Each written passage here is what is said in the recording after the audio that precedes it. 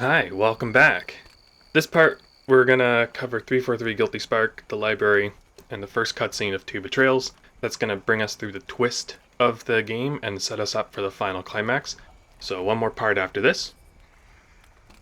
If you disregard everything you know about Halo, and you approach the ring with only the information you would know up until this point in this game, what would you think of the ring? Specifically, when Keys and others call it a weapon, what kind of weapon would you imagine it to be?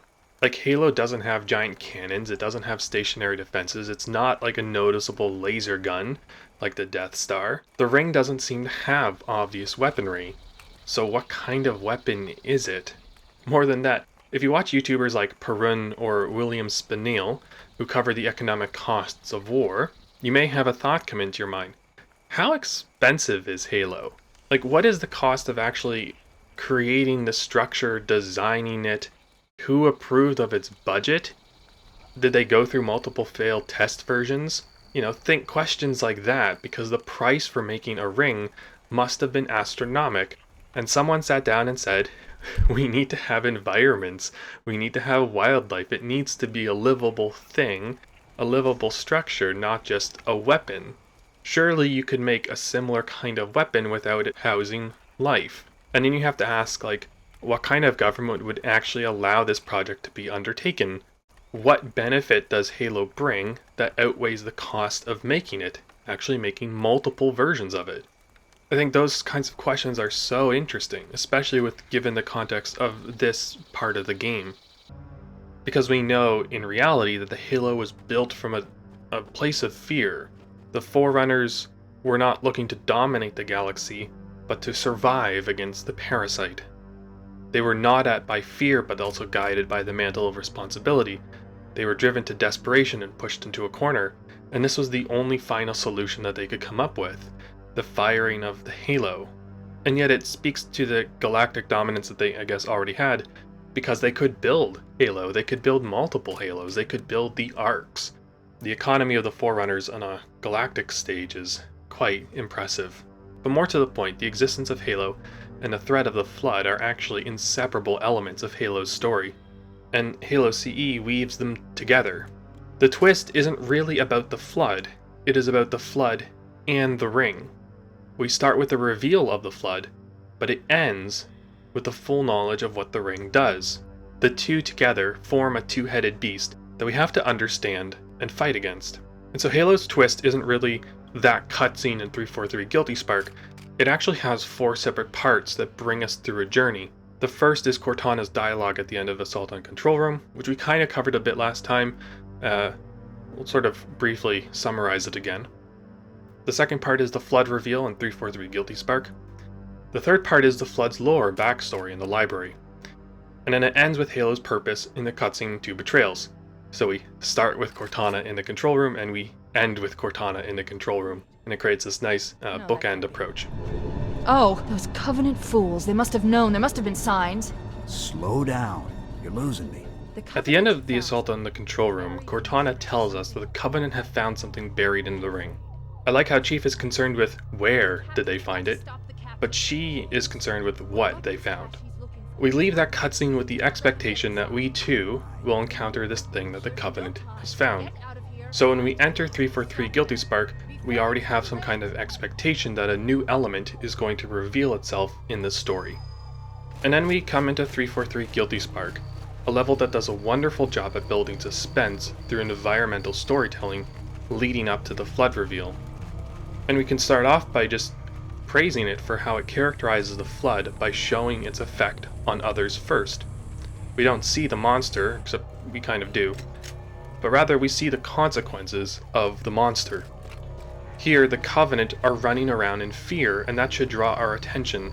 The Covenant have always been stronger. They've had more units at their disposal. They've been ahead of us every step of the way. So, while we have scared grunts when we kill elites as part of the combat AI, humanity as a faction does not strike fear into the Covenant. Not only do we see them running in fear, thus something that has caused them to be afraid, like Cortana has mentioned, but we see many areas where they have been devastated and completely wiped out, but their attackers are nowhere in sight. I think this is an iteration of using combat encounters as story vignettes. I guess you could say it's using the remnants of combat as environmental storytelling. We see the aftermath of the combat between the Covenant and the Flood as a device to tell the story and build the suspense for the Flood reveal. And I like how it blends the line between combat and environmental design. And this is a good opportunity to talk about an idea that I'm not sure I know how to explain or talk about in great clarity, so I'll do my best. There are some moments in media that stand out as really memorable. A story can have long stretches of content that, even if it's great, fail to stick with the audience past the experience of the story. But when elements of a story come together, they can create a moment that makes it unforgettable. Think of, I don't know, two examples that come to mind: the ride of the Rohirrim in the Return of the King movie, or a character death like Aerith in Final Fantasy VII. These are moments that, decontextualized from the larger story, remain as memorable events, stick in the mind of the audience far past their runtime within their story. And I think here in Halo CE, the cutscene that reveals the Flood is one of those moments. It's a cutscene that sticks in players' minds, even after it's been a long time since they've played the game. It's one of those moments. I think the cutscene is helped by its stylistic choice as a found footage genre. It does a great job at showing the areas that we have walked through, featuring characters we know, breaking into the same room that we had just entered. So we stand in the same place where Keyes and Johnson stood, and we meet the same foe. And I don't know how to sort of bring this reflection to a satisfying close, but just to highlight the fact that this is one of those experiences in media that transcends the game in which it's found in. And I don't know how to bring this into a larger reflection on what is an important moment within storytelling. How do you create them? How do we understand them and analyze them?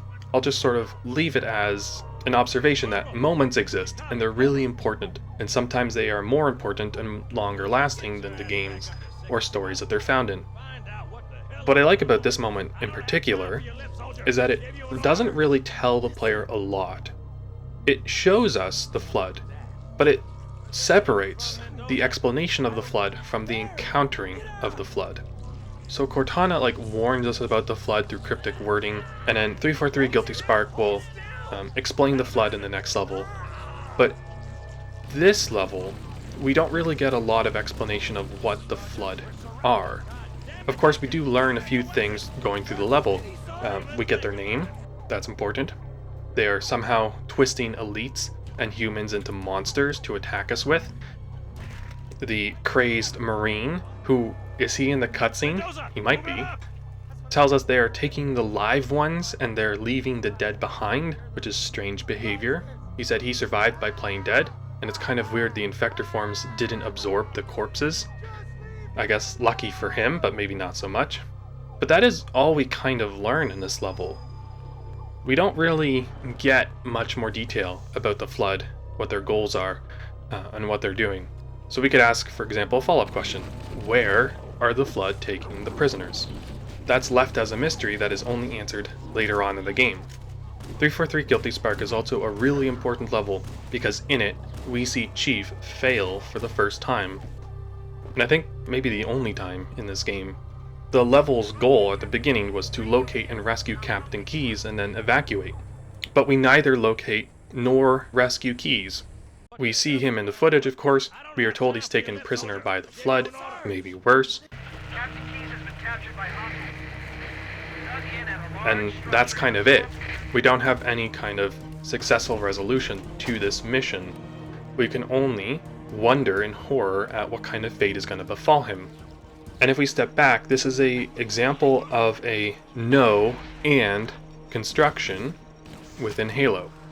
The terms no and refers to the function, or the structural function of stories.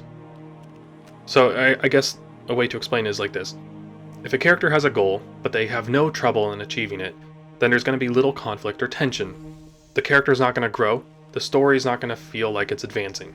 So you can add tension and conflict by adding a no and, or a yes but, construction to create progress.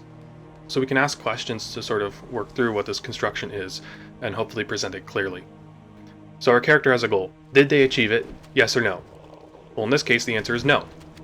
No, we did not locate and rescue Captain Keyes. Then the second part, and refers to something else has happened.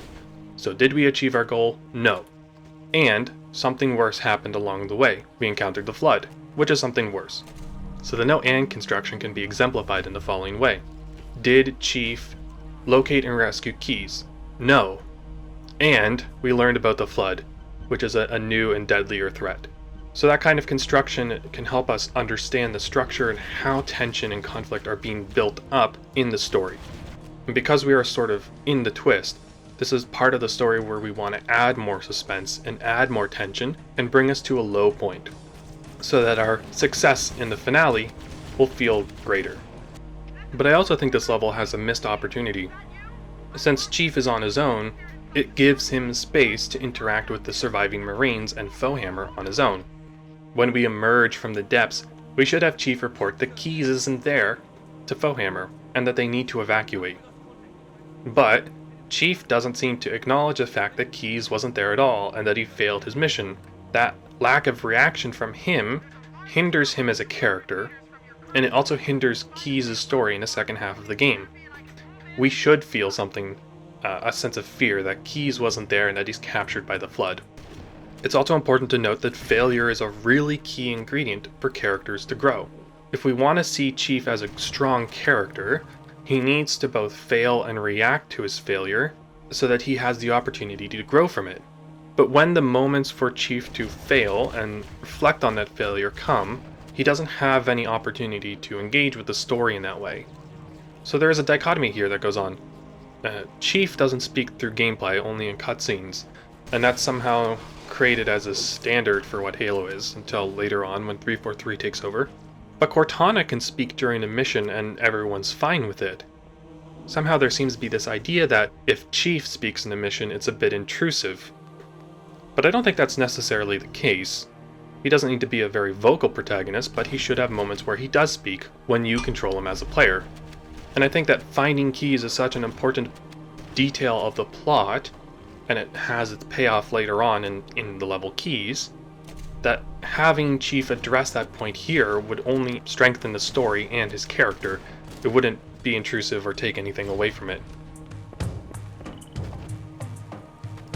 A parallel also exists between level 2, Halo, and level 6, 343 Guilty Spark. The Marines in level 2 had given up hope until Chief arrived. And the same thing is happening here. It is a kind of an iteration. We arrive and give the Marines hope, but we don't just stay in the building and defend against waves of flood. We actually have to walk through the jungle and get ambushed by the flood. And that difference between like a wave defense approach to, I guess, wandering through the forest gives this part of the level far more suspense, where the flood could pop out from anywhere. And we see that they kill the Marines fairly easily. So it creates this building suspense to end the level. I think this is also the last time we have human allies, so that's kind of interesting. And speaking of that, this level has one more twist. Instead of regrouping with Foehammer and the rest of the Marines and evacuating, we basically just get kidnapped by 343 Guilty Spark, the namesake for this level. This whimsical machine of an ancient alien race blindsides us through teleportation. He whisks us away to do his bidding, regardless of how it inconveniences us. And this actually prevents Chief from seeing the safety of the Marines. They presumably escape on Foehammer's ship, but we don't really see that in-game. And it's quite interesting that Spark's opening words are friendly enough, but his actions are super manipulative.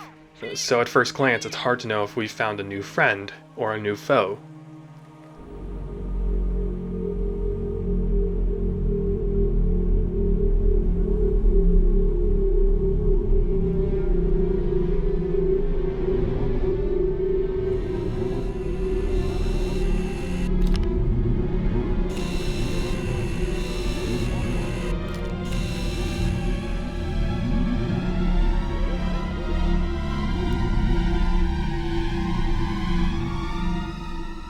A flood is not a geographical feature. You can't point to a body of water that exists and say, look, that's a flood, because you're just pointing at a lake.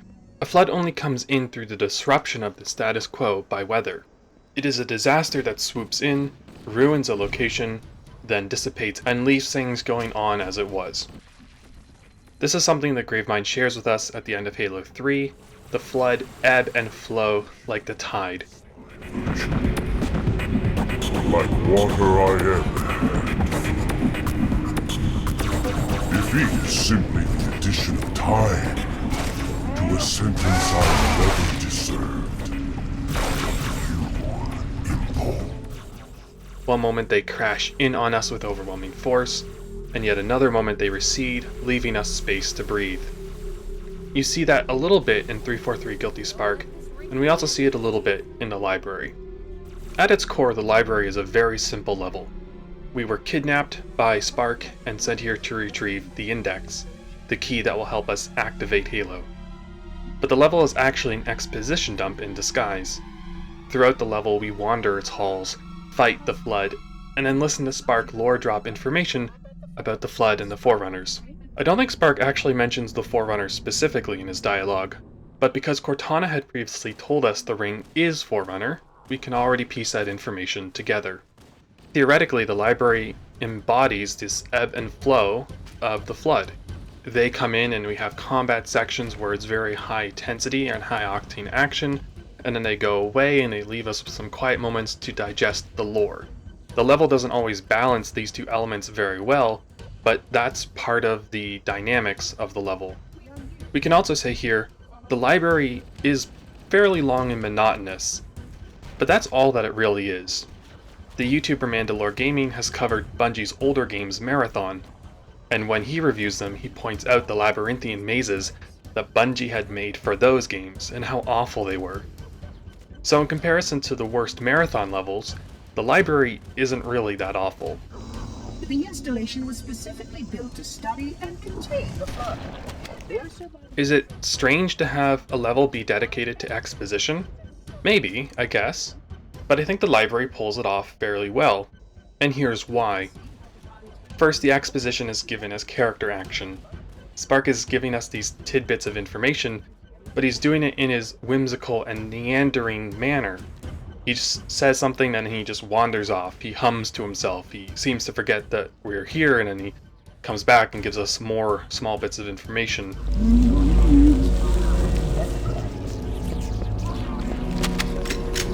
So rather than like a large wall of text or a text log or an audio log, the exposition we get from Spark helps to characterize him, and it leans into his whimsical nature. The second reason why it works so well is that it has a very strong relationship with the wider story.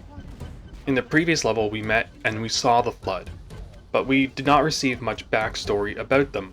Now we get to have that information filled in, so the exposition doesn't clash with the tense horror of the previous level. And instead, the exposition gets its own space to breathe and expands our understanding and horror of the Flood. The flood must not escape the installation. They consume all. And looking forward, it also prepares us for the twist in Two Betrayals. It helps us to piece together the elements of the story step by step. Halo is a weapon. It houses and studies the Flood, which is perhaps smart, but the parasitic lifeform had once had a catastrophic outbreak. Halo was designed to stop the Flood, but what we are missing is that last piece. How does Halo stop the Flood? That is only given to us in Two Betrayals, and where we finally get the full view. So, both looking backwards and forwards, this level does a really good job of anchoring the exposition within the larger journey of the twist of this section of the game. And we can take a moment to appreciate how, when Spark talks about the Forerunners, he only talks about their relationship with the Flood.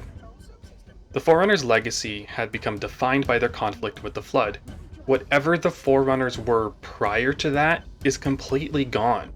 The only thing that remains is a civilization that was desperate to survive against the parasite. In 343 Guilty Spark, we saw Chief fail for the first time.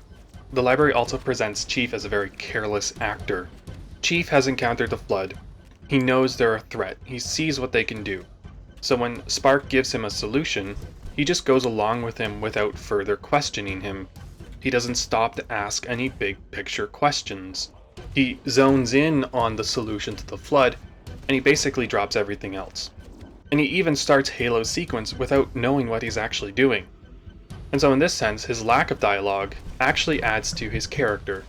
He is the kind of person who isn't going to be asking those questions, and so it's a proper characterization of him. And so through the twist, we can see what Chief lacks, and how Cortana makes up for it, and how he needs Cortana to really bring out his full potential. Chief is all about combat, the tactics of moment-to-moment conflict. Cortana is far better at grasping the bigger picture. And so, when Spark tricks Chief through these lies of omissions, he never stops to reflect on it. It's also really interesting that Spark doesn't try any alternatives. He doesn't try a local or tactical pulse, but like straight away just says, okay, overkill decision, let's wipe out the galaxy again. And from that we can see that Spark, through his own carelessness, is really going to cause a disaster on a much wider scale than needs to happen. So we're not in a good position, and Chief doesn't really realize that.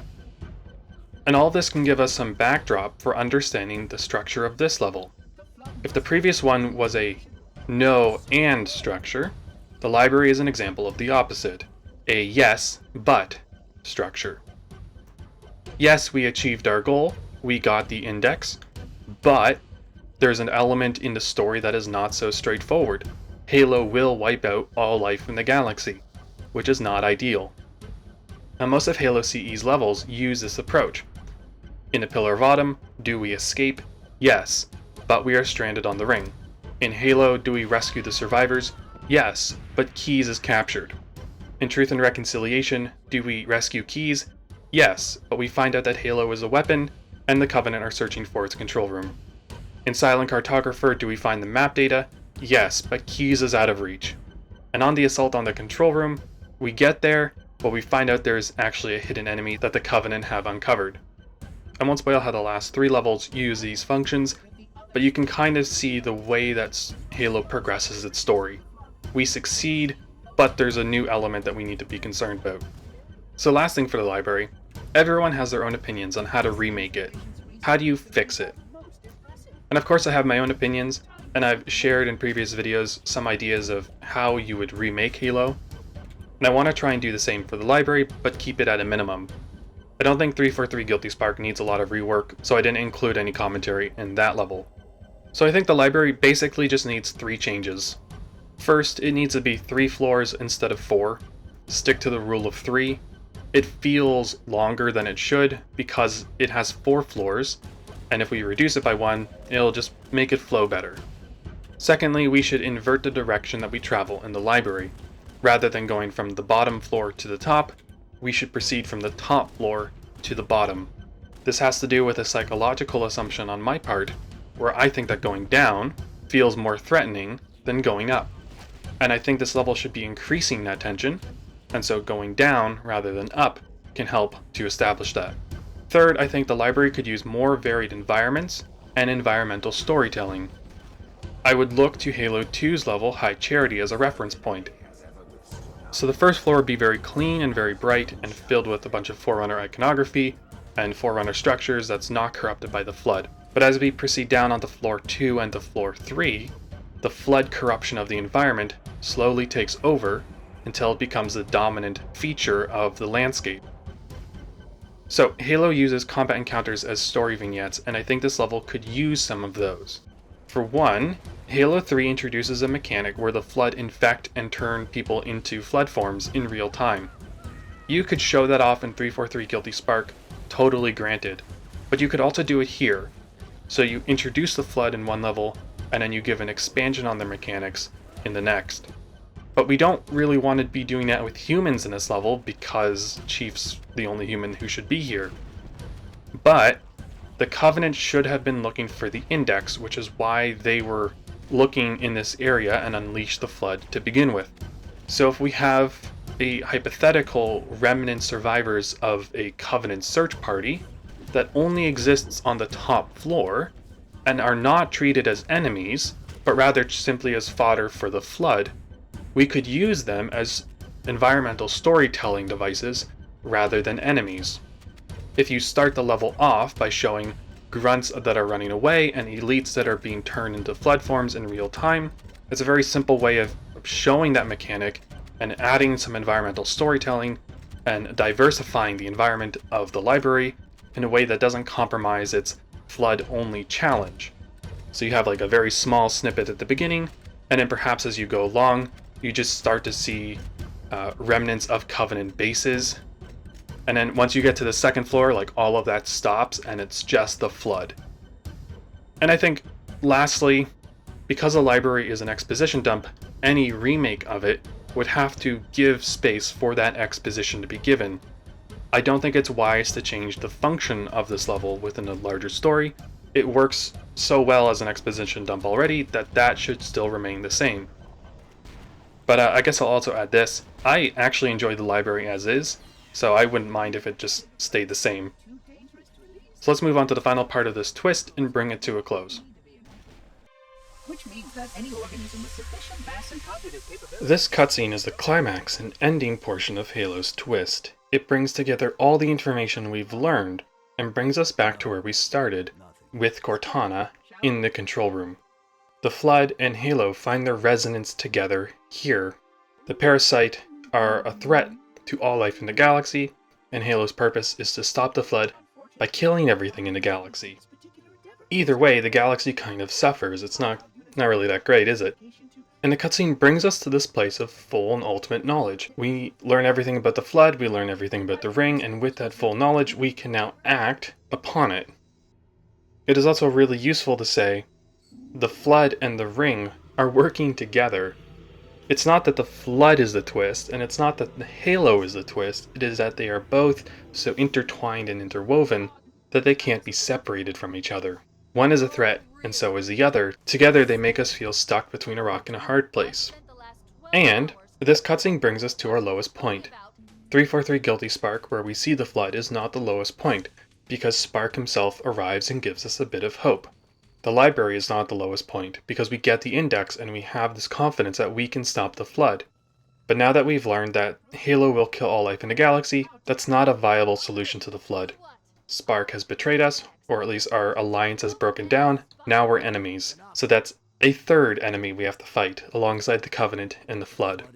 We've lost Keys, we don't know where he is, we are separated from all Marine forces, we don't know where they are. We are by ourselves against everyone. So this cutscene brings us to the lowest point in Halo CE, and it is from there that we rise up to triumph at the ending climax of the story. Yet this cutscene tells us everything we need to know that is pertinent to the game. It doesn't tell us everything there is to know about Halo's larger story and lore. We can see glimpses of the mystery that the game is holding close to its chest when Spark misremembers the Chief, probably as the isodidact, about a conversation over firing the Ring that they had long ago. So despite being the culmination of the reveal, it also leaves us with something more to be desired, something to look forward to. And it is this kind of reveal with one hand, but hide with the other, that makes these kinds of cutscenes really enjoyable. But aside from this, I don't think I really have too much more to add. I have been thinking, as I've been doing this project, a lot of other YouTubers, when they do story commentaries, are very summaritive. You know, here's the events of the story, let's summarize them and then let's talk about them. I guess that's not really the direction that I've gone in, but I've enjoyed the process so far. So, next time, we'll finish up the project with the final part of Halo, which will cover Two Betrayals, the level, Keys, and then the Maw. So, I'll see you next time, and thank you for watching. Give your construct to me, or I will be forced to take her from you. That's not going to happen. So be it. Save his head. Dispose of the rest.